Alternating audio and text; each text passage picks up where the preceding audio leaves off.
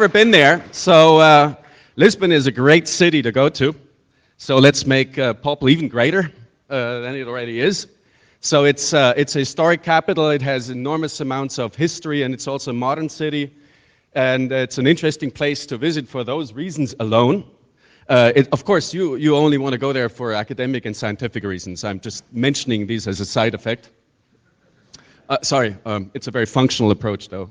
So, and it's a very friendly city, so it's tolerant, it's multicultural, it has traditions that you might want to explore, food, and various kinds of entertainment that can be found out. And actually, it turns out the weather is just as good as in LA has been. So, so we'll have about daytime temperatures of 15 degrees, but very often sunny.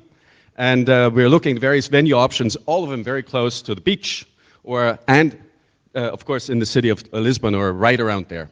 So it's a safe place. I shouldn't have mentioned that actually. So of course it's safe. So I don't know why it's there. So it's actually very important to remember. It's a big city in Europe. It's the capital, and it is actually in terms of price for some of you and for some of us actually. It's a concern is like, what does it cost to actually go there, and what does it cost to actually stay there? Portugal in general and Lisbon in particular is very, very interesting, very competitive. So there's a number of direct flights from most of the European, capitals and cities and major cities, and from outside of Europe. And there's also a plane from Moldavia, a direct one. So if you, I don't know, anybody from, no?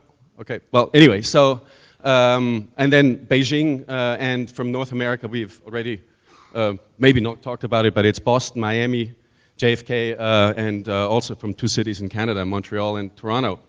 Newark, of course. The main airlines are the TAP, which is the Portuguese one, and United Airlines and Lufthansa. So if you're a Star Alliance member, be happy.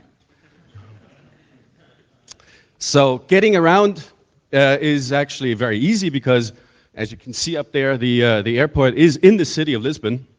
And we haven't chosen the final venue. We're looking at a couple of different venue options, but by definition, it will be actually quite or very easy to get to the venue because the airport is very close to wherever we're going to be located. And it has a public transportation system. Of course, you can take taxis and various things, and I think the prices are overcomable. So a subway ticket is €1.40. Wow, can't afford that. You really have problems.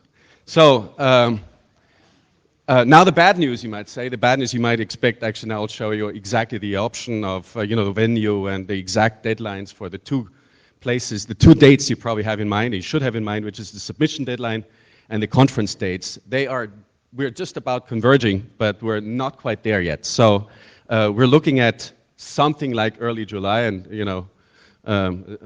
Stephanie's working very hard on figuring things out. There's a couple of parts that have to do with the fact that we're aiming at week 3 of January, but that of course is a parameter in various other kinds of timing things. And so the alternatives are, just as have usually been in POPL, is either the week before of week 3 or the week after of week 3. So if you have questions, we're around here. Ideas, comments, talk to us. We're friendly. Vasco Vasconcelos is basically the co-chair. It's old-fashioned term.